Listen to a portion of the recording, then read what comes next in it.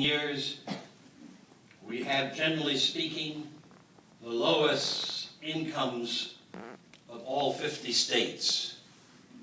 They also have the lowest density of working families and unions. That's not accidental, that's a fact of history. The poorest state in the Union, Mississippi, with the greatest amount of abhorrent racism and fear and sexism and economic poverty. It's a nation that has for 50 years fought against working people's right to have safety in the workplace, to be able to come together and talk together about their job situation, to participate in their job, in their work in such a fashion that they can help the factory, to help the working place become more productive and more creative. We have a lot of activism in the United States, more than I remember in the 1950s or 60s even.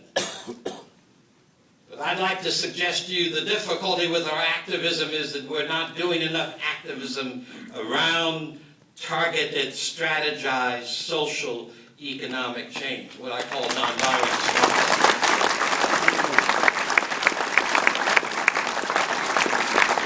And so I want to recommend to this class that as you move from this place to the many 15 different unions that you are a part of and have been a part of, and as you assume roles in leadership, I want to suggest to you, you reach out and understand how the union movement, 1933 to 1953, gathered its strength. Through nonviolent direct action methods, sit-ins and sit-downs and shutdowns and boycotts and picketing and marches and mass meetings, all kinds of human gatherings that collected strength and energized the workplace and energized families and enabled the union to produce Social Security and so forth and so on. I want to say to you that those days are not over for us, no matter what plantation capitalism says to us today, no matter how vigorously they fight to inundate the election of 2012 with confusion and money and defeat.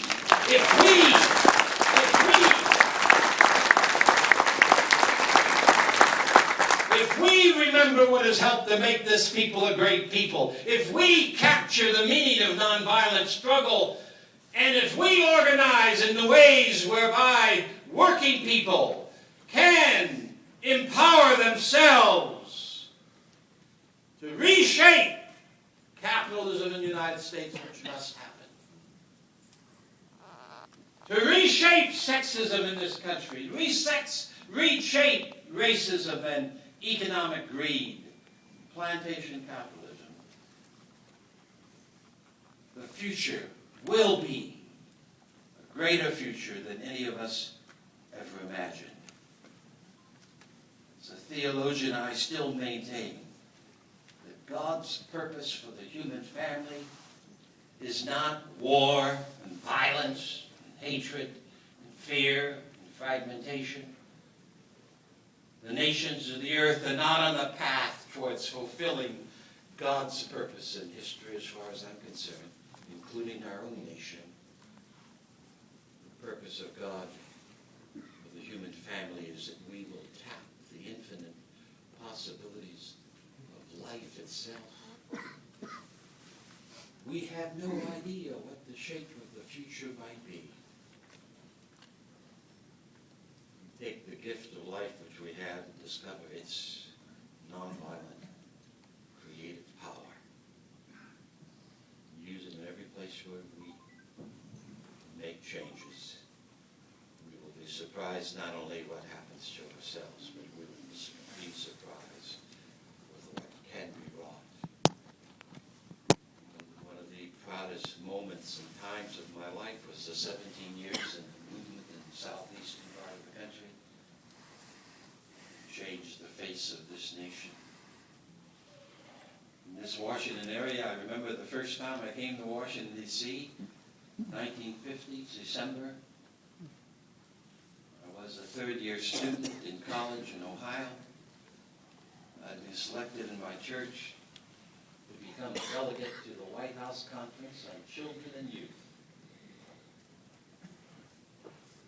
And I came by train to D.C. for the first time. I had a hotel reservation in my pocket. It had been sent me by the White House Conference registration process, White House Conference on Children and Youth process. I was eager to be a part of that event. I went to my hotel in Washington, D.C. I presented my certification from the conference, my reservation at that hotel, and I was greeted by a clerk behind the registration desk with, "Yes, that's I see your registration, but we have no room for you." And I could tell by the way he said it, and I'm just a junior in college at that time, I could tell by the way he said it that it possibly wasn't true. And so I went outside the door, walked around the corner, found the public phone booth. I called the hotel. And I said, "I've just arrived at the Union train station, and I must spend the night in D.C. Do you have any space for me?" They said, "Of course." They took my name. They said, come on down to come over to the hotel." So I waited a few minutes, walked back around the corner in front of the hotel, walked back in the door, went to the desk again. I said, I'm the man who just called from the Union Station. You told me you had a space for me. You made my reservation, and so I'd like to claim that room. They said, we're all full up.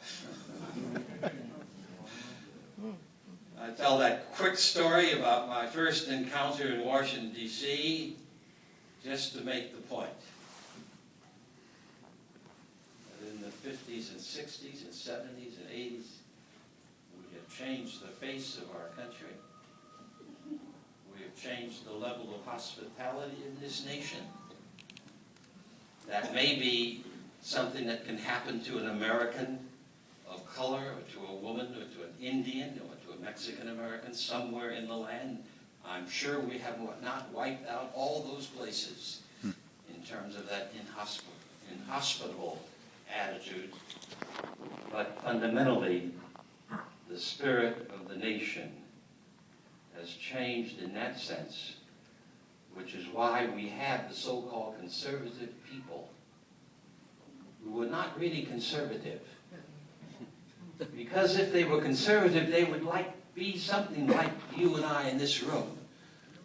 We think that all these children in this room and young people are our children. And we want a society where every baby is blessed, that every child has a chance for a quality education, and every person has universal health care, and where people have affordable housing, and where people have transportation to go back to work and to go to play and whatnot all across the country with full access for every person. And you and I have the power to make that happen. So we must not get weary in breathing, taking it a step at a time, or enduring the daily tedium and the daily struggle, or building our friendships in our community across all sorts of lines, because the best is yet to be.